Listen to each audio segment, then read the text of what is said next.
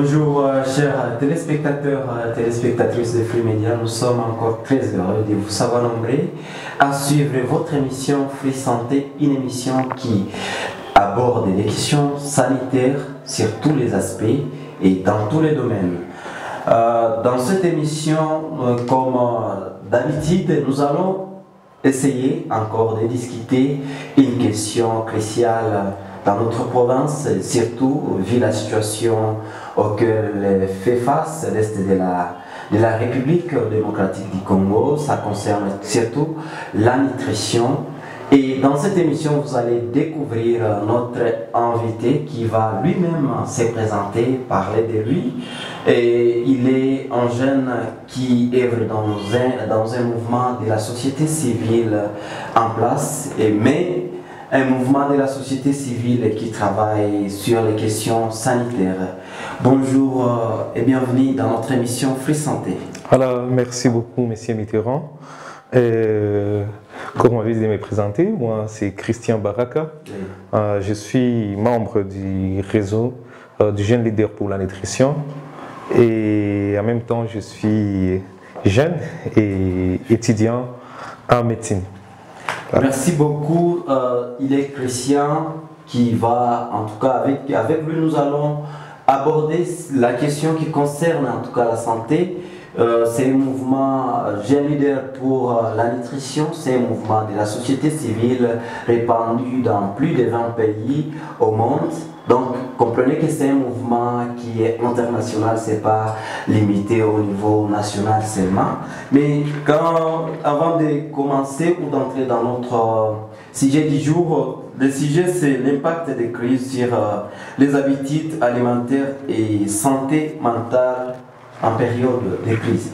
Et voilà, nous allons essayer de parler avec Christian et en tout cas nous donner de la matière pour cette question sur notre sujet ou notre thème du jour. Vous êtes un jeune, oui, comme vous l'avez dit, mais également vous œuvrez dans le mouvement en tant que chargé de communication, oui, en essayant de nous parler de votre mouvement qui est Jeune Leader pour la Nutrition. Qu'est-ce que vous pouvez nous dire par rapport à votre mouvement et quelles sont vos actions dans le monde humanitaire, surtout sur le plan sanitaire? Voilà, comme je l'ai dit que je suis jeune, membre de l'organisation Jeune Leader pour la Nutrition. Ok, nous menons des actions. Notre mission est la création de groupes de jeunes et des enfants qui comprennent la santé et qui valorisent les valeurs nutritionnelles. Et au-delà de ça, nous faisons aussi des plaidoyers au niveau des décideurs des institutions, plus particulièrement les politiciens, pour qu'ils prennent en compte la nutrition et pour qu'ils puissent valoriser la bonne nutrition de leur population. Voilà, c'est ça. Donc nous sommes là. Surtout sur le plan nutritionnel, vos actions. Voilà, nos actions est que nous menons des campagnes d'écoute dans des structures sanitaires, des écoles et dans d'autres milieux éducatifs, bien sûr, pour apprendre aux jeunes les bonnes valeurs nutritionnelles, mais aussi écouter les problèmes qu'ont les gens, afin que nous puissions faire un plaidoyer au niveau des décideurs et qu'ils trouvent une solution qui serait pérenne par rapport à la nutrition. Oui. Aujourd'hui, nous sommes dans une période plus particulière, oui, vous savez, oui, où peut-être la nutrition dans la province, en tout cas, est déplorable.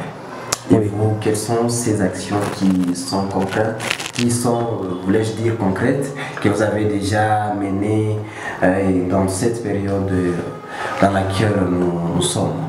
Oui, nous avions déjà mené différentes actions, malgré la situation difficile dans laquelle nous nous trouvons actuellement. Nous avions mené des campagnes de sensibilisation au niveau d'une école de la ville de Bukavu à Panzi.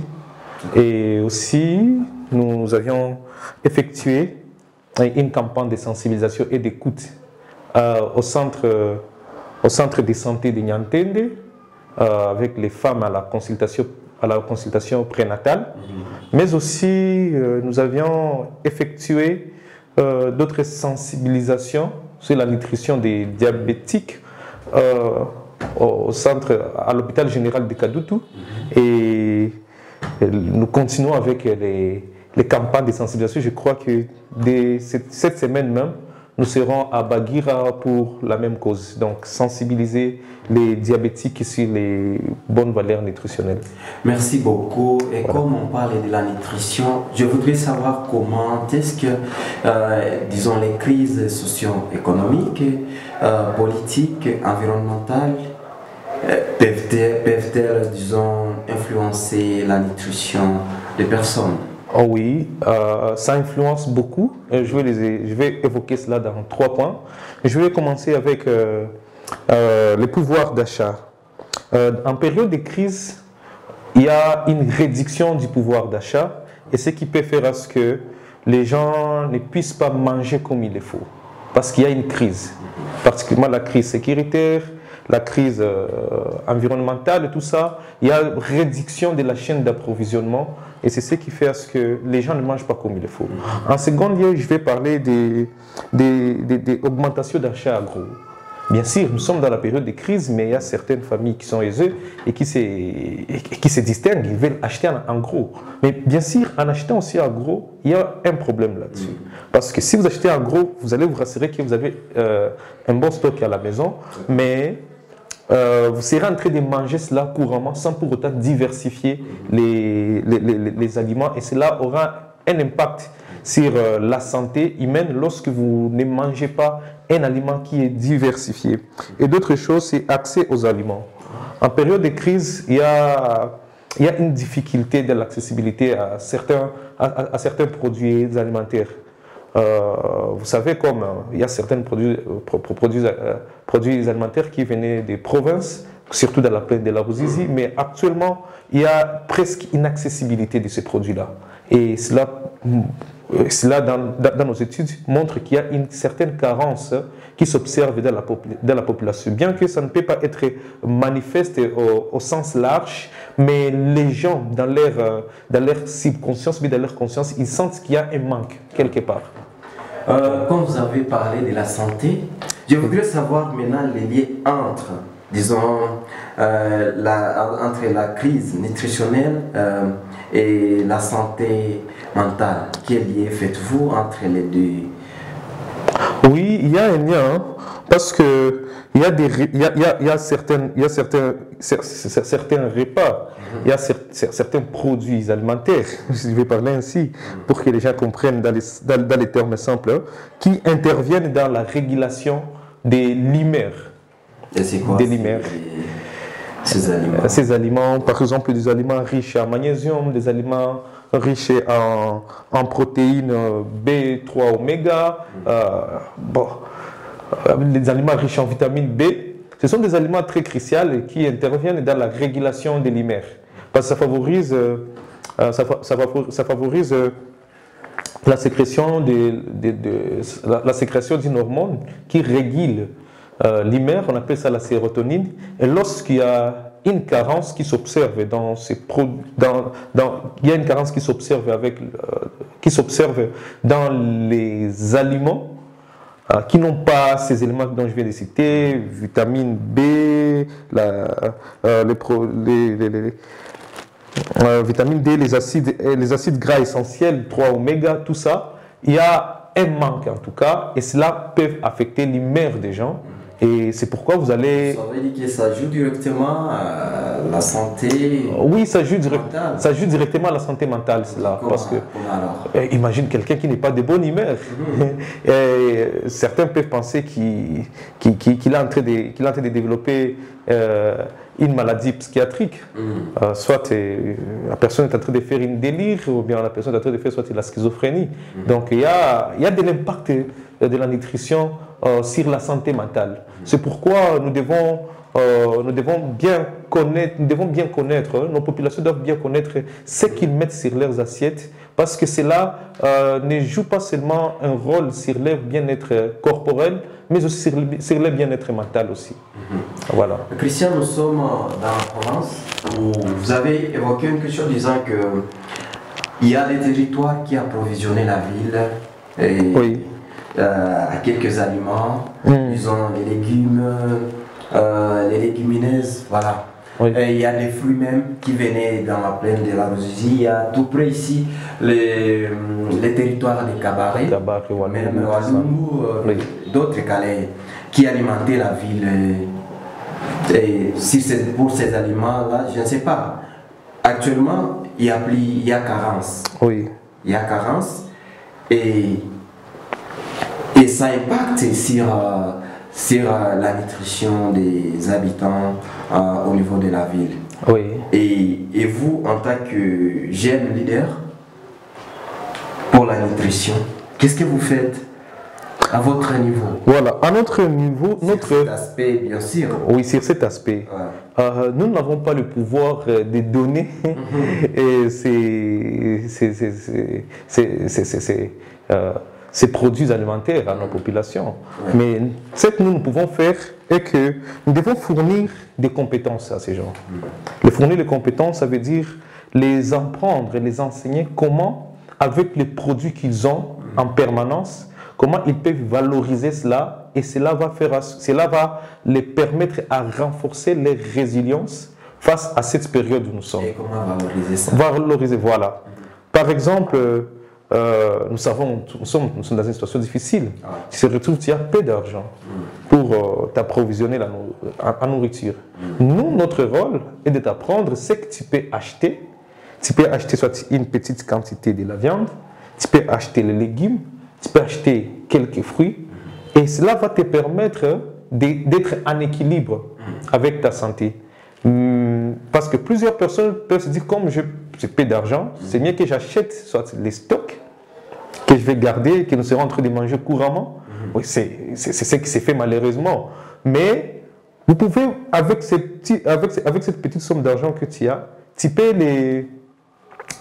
si tu as de la connaissance, bien sûr, tu peux savoir comment, avec le peu que je peux acheter une nourriture, mais qui est diversifiée. Oui, alors nous, notre rôle à nous, c'est de fournir des compétences aux gens, les apprendre comment ils peuvent acheter la nourriture, comment ils peuvent varier cette nourriture, pour qu'ils aient tous les produits, pour qu'ils aient, tous les produits nécessaires pour leur corps. Oui, voilà. Je comprends si j'ai bien suivi ce que tu dis. Oui. Et cela, ça nécessite bien sûr les moyens. Oui. Et il y a ceux qui pensent que pour bien se nourrir, il faut avoir en tout cas les moyens. Je ne sais pas. Oui, ce n'est pas ça. Ce n'est pas ça. Même avec le peu que nous avons, nous pouvons bien nous nourrir. Et comment? Par exemple, au lieu d'acheter seulement de la viande, tu peux acheter une petite quantité, mais aussi tu achètes les légumes à côté. Tu achètes les légumes et nous conseillons que sur une assiette, qu'il y ait plus de légumes que de la viande.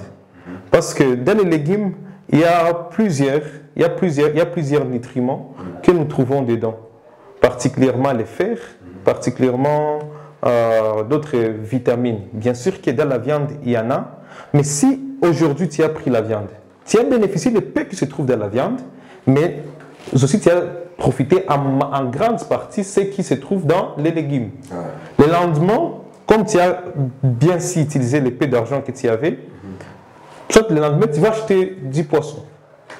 Le lendemain, tu vas te dire, aujourd'hui, comme les enfants ont déjà mangé, ou bien moi-même, j'ai déjà mangé du poisson, j'ai déjà mangé la viande. Demain, je peux faire un peu plus, soit acheter un peu de lait à mes enfants, ou bien à moi-même, pour permettre de bien bâtir mon corps. Donc, c'est tellement simple et facile, mais le souci qui est là, c'est qu'il n'y a pas... Il n'y a pas une bonne il n'y a pas une bonne formation, je parle de formation, il n'y a pas une bonne communication d'hygiène alimentaire ici dans notre milieu. Et vous, particulièrement en tant que jeune leader pour la paix et pour, la nutrition, oui. Comment pouvez-vous en tout cas comment pouvez-vous s'y mettre pour que les gens ou pour que on puisse, disons, la population puisse se nourrir ou s'alimenter des aliments sains équilibrés en période de crise? Ah oui, ce que nous pouvons faire à notre niveau, c'est de fournir des compétences. Donc, je reviens encore là-bas.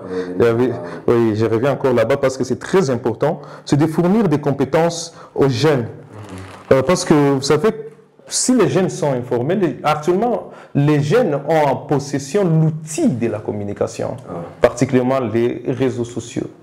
Ce que nous pouvons faire à notre niveau, bien sûr, il y a d'autres organisations, comme on venait de le dire, mais nous nous limitons seulement à enseigner et à faire les plaidoyers. Donc, nous partons sur terrain, nous récoltons les données, nous les analysons, nous les interprétons et nous voyons ce qu'il y a comme manque. Et ces manques-là, nous les prenons, nous les valorisons et nous partons les présenter aux décideurs. Donc, c'est ça notre rôle. Notre rôle est de faire uniquement les plaidoyers. Voilà, auprès des décideurs. Oui, en faisant les plaidoyers auprès des décideurs. Aujourd'hui, je reviens encore dans la situation, parce qu'on a parlé, le sujet concerne la crise dans laquelle nous nous retrouvons, oui. Où il y a précarité en tout cas, avec tout ce qui se passe à l'intérieur ou au niveau de la ville. Regardant les conditions de vie, regardant la situation socio-économique surtout. Oui. Et vous parlez l'alimentation saine, équilibrée. Des fois ça nous dépasse. Des fois on ne sait pas comment, quand on parle de l'alimentation saine, équilibrée. Moi personnellement, ici je me pose, c'est quoi l'alimentation saine, équilibrée? Ah ok. Ouais. Merci beaucoup pour la question. En parlant, c'est des termes que j'ai employés, je dirais que c'est complémentaire en fait. C'est complémentaire dans le sens où, si je parle de l'aliment sain, là nous comprenons premièrement l'essence de l'hygiène. Donc l'hygiène, la manière dont nous organisons notre cuisine. Et que nous devons manger une nourriture bien cuite. Nous devons manger une nourriture qui est bien préparée. Et quand je parle d'un aliment équilibré, là je vois une diversité d'aliments. Voilà, diversité d'aliments, par exemple, ne pas seulement manger la viande tout seul et laisser soit les légumes. Ou bien manger la viande et les légumes et oublier les fruits. Ok. Voilà. Mais tout ça, ça demande des moyens, Christian. Ça demande des moyens. Oui, ça demande des moyens. Ça demande des moyens. Une famille qui vit autant de jours, qui vit dans moins de $1 par jour, comment il sera capable de mettre sur la table, disons, les fruits, la viande, quoi d'autre, les légumes? Oui, j'ai parlé de la viande parce que c'est... Ça sera possible pour celui qui vit $1 comme taux du jour. $1 comme taux du jour? Oui, c'est possible. C'est possible, oui. Avec les tubercules qui se vendent, quand même, dans la ville, nous continuons quand même à avoir l'accès aux tubercules et les légumes. Ou bien nous-mêmes, nous pouvons nous organiser, nous avons de l'espace chez nous. Nous pouvons faire des petits jardins et cela faciliterait les rôles. Moi, je pense que bien sûr que nous sommes dans une situation très difficile, il n'y a pas beaucoup de moyens, mais nous avons des ressources quand même qui sont en permanence, particulièrement les légumes et quelques tubercules. Et pour d'autres qui ont encore de l'espace chez eux, ils peuvent voir comment les exploiter en cultivant soit quelque chose et en valorisant cela. Mais aussi, au lieu que tu te paies tout seul, si tu es parent bien sûr, que tu te paies tout seul à manger, et que tu souhaites bien manger, soit au restaurant, bien ailleurs, tu peux te dire avec cet argent, vu la situation actuelle où nous nous trouvons, je les garde pourvu que ma famille aussi en bénéficie. Au lieu que j'achète des beignets, cette fois-ci, je vais les garder pour que quand je vais manger le soir, que j'ai aussi un peu de fruits sur la table. Merci beaucoup, cher Christian. Nous sommes en train d'aller vers la fin de notre émission. J'appelle encore aux téléspectateurs qui nous suivent ou qui vont nous suivre de s'abonner sur notre chaîne Free Media TV. Nous sommes sur YouTube, nous sommes sur Facebook, Free Media RDC.info. Nous sommes également sur TikTok. Cherchez Free Media TV. Vous avez suivi avec moi, c'est que les recommandations, c'est dans le cadre des stratégies, parce qu'on voulait encore demander les stratégies, quelles sont les stratégies adoptées en période de crise pour une alimentation saine, mais c'est parmi les stratégies que vous êtes en train de donner. Et Christian qui nous recommande de ne pas croire que pour bien se nourrir, il ne s'agit pas d'avoir les moyens, en tout cas, ou croire qu'il faut être dans un standing de vie qui montre qu'il faut avoir l'argent ou je ne sais pas quoi. Mais il montre qu'avec les peu de moyens que vous avez, vous pouvez bien vous nourrir. Alors, nous sommes en train de citer dans notre émission, Christian, si on pouvait donner quelques recommandations ou quelques stratégies à adopter au-delà de tout ce que vous avez donné, quelles stratégies donnerez-vous à nos téléspectateurs qui vous suivent dans cette émission? Voilà, merci beaucoup, cher... Pas regardant notre caméra, bien voilà. sûr. Oui, merci beaucoup, cher journaliste. Ce que moi je recommande à nos téléspectateurs, c'est de bien vouloir valoriser ce qu'ils mettent sur leurs assiettes. C'est très important. C'est très important pour leur bien-être personnellement, corporellement parlant, mais aussi sur leur bien-être mental. Vous savez que comme nous sommes dans une période de crise, nous avons besoin de la résilience. Nous avons vraiment besoin de rester, de rester fermes, de rester sur nos bases. Sur nos bases et de ne pas nous endetter à vouloir faire ce qui est impossible. Mais ce que moi je peux recommander à nos téléspectateurs, c'est de bien veiller sur ce qu'ils mettent sur leurs assiettes. Et je les encourage en tout cas à valoriser les produits que nous trouvons localement ici chez nous à Bukavu, de les valoriser en diversifiant les repas tous les jours. Parce que cela a de l'impact sur leur santé. Et vous savez qu'en période de crise, la crise, c'est l'un des facteurs qui favorise les troubles mentaux. Alors, si tu cherches un moyen à pallier à cela, certainement, il y aura une réduction des troubles mentaux dans notre ville, particulièrement, et dans toute la province. Et l'un des moyens pour limiter ces facteurs, c'est la nutrition. Voilà. C'est la nutrition pour faire face à la crise, disons, crise sanitaire. C'est la nutrition, bien se nourrir, avoir une alimentation équilibrée. Ça permet à ce que votre mental soit en bonne santé. Si vous avez, disons, un dernier message, aux jeunes surtout, oui. Aux jeunes qui pensent que consommer la viande, ça veut dire, ou les poissons seulement, ça veut dire c'est bien se nourrir. Qu'est-ce que vous conseillerez aux jeunes? Oui, ce que je recommanderais aux jeunes, chers jeunes, moi aussi je suis jeune, c'est une recommandation à nous tous, c'est que nous pouvons faire, comme nous avons de la connaissance et comme nous avons l'outil essentiel pour apprendre, particulièrement nos téléphones, cherchons à connaître plus les valeurs nutritionnelles qui vont nous aider et les partager dans nos familles. Donc, valorisons de bonnes valeurs nutritionnelles. Et si vous n'avez pas assez de connaissances, vous pouvez nous chercher et nous vous encadrerons et nous vous donnerions des stratégies pour pallier à cela. C'est là, ça veut dire la consultance ou comment c'est payant? Non, ce n'est pas payant. Nous pouvons toutefois nous disponibiliser Et si vous avez une organisation, bien sûr, soit c'est une école, une structure sanitaire, vous pouvez faire appel à nous et nous viendrons. Et avec le peu de connaissances que nous avons, nous pouvons les partager ensemble pour voir comment est-ce que nous pouvons ensemble survivre dans cette période de crise. Pas seulement dans cette période de crise, même lorsque les choses vont s'améliorer, la bonne nutrition aura toujours sa place considérable.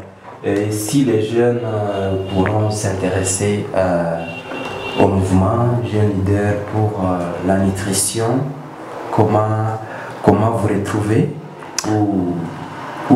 comment vous localisez pour, disons, ces services que vous venez d'offrir à la jeunesse, bien sûr, qui vont vous suivre ou qui va vous suivre?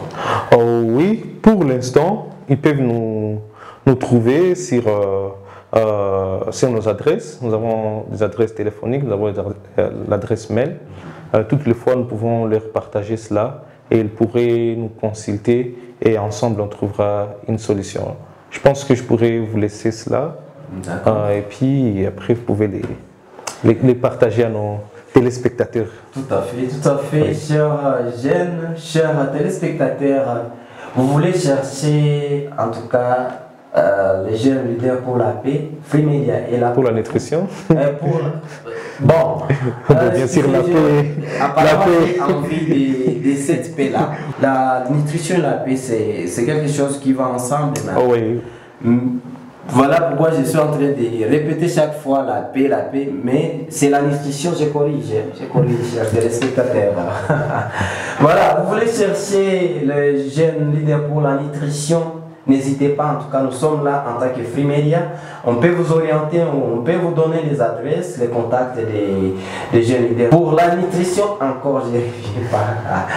Voilà, ça a été un plaisir d'accueillir un jeune activiste de la société civile du mouvement des jeunes leaders pour la nutrition qui a échangé avec nous, avec qui nous avons débattu la matière en tout cas qui concerne notre santé, notre bien-être aujourd'hui. Et nous sommes en train de définir notre émission tout en remerciant notre invité. Merci, cher Christian, d'avoir accepté notre invitation. Ok, merci aussi, cher journaliste Mitterrand, de nous avoir invités dans votre émission. En tout cas, c'est un grand plaisir. Voilà la fin de cette émission Free Media, Free Santé. Vous avez été nombreux à suivre cette émission et vous continuez toujours à manifester cette fidélité en tant que téléspectateur. Et voilà, nous vous aimons beaucoup et nous vous promettons d'autres numéros à la prochaine. Voilà et bye bye.